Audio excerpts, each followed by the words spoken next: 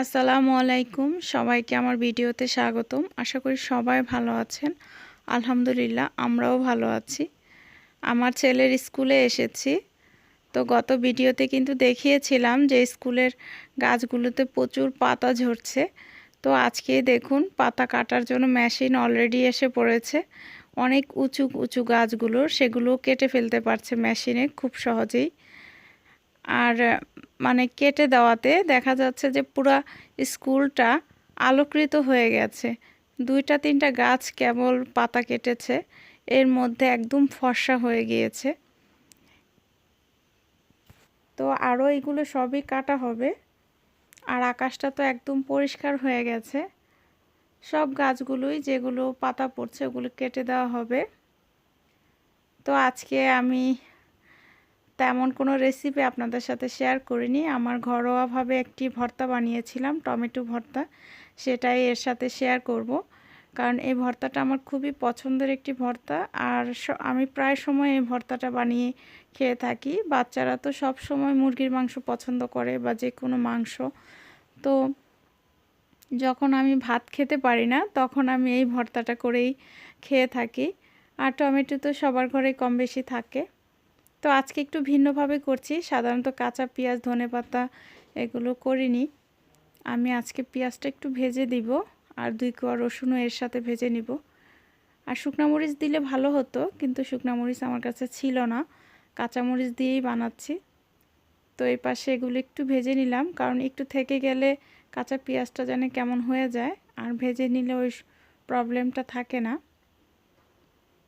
ধনেপাতাও নেই, ধনেপাতা দিলে আরও ভালো হতো। তো এই তো আমি কিন্তু টমেটোগুলো কেটে সিদ্ধ করে নিয়েছি।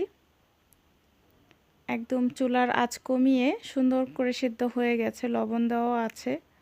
তো এগুলো আমি একটু চটকিয়ে তারপর যে ভাজা মশলাগুলো আছে ওই পাশে সেগুলোর সাথে অ্যাড করে নেব।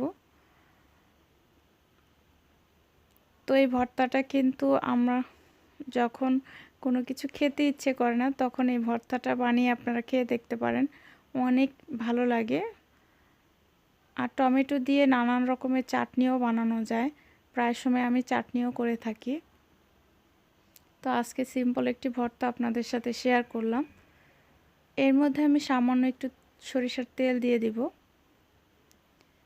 এটা কাঁচা একরকম স্বাদ, আর একটু সেদ্ধ করে নিলে টেস্টটা একটু ভিন্ন হয়। তবে ধনেপাতা বা শুকনো মরিচ দিলে এর টেস্টটা দ্বিগুণ হয়। তো ছিল না বিধায় যা ছিল ওইভাবেই করানো। তো এটাই আপনাদের সাথে শেয়ার করলাম। ভালো লাগলে আমার ভিডিওতে একটি লাইক দিবেন আর কমেন্ট করবেন। কমেন্ট করলে আরও ভালো লাগে। আর যারা আমার ভিডিওতে সাবস্ক্রাইব করেছেন তাদেরকে অনেক অনেক ধন্যবাদ।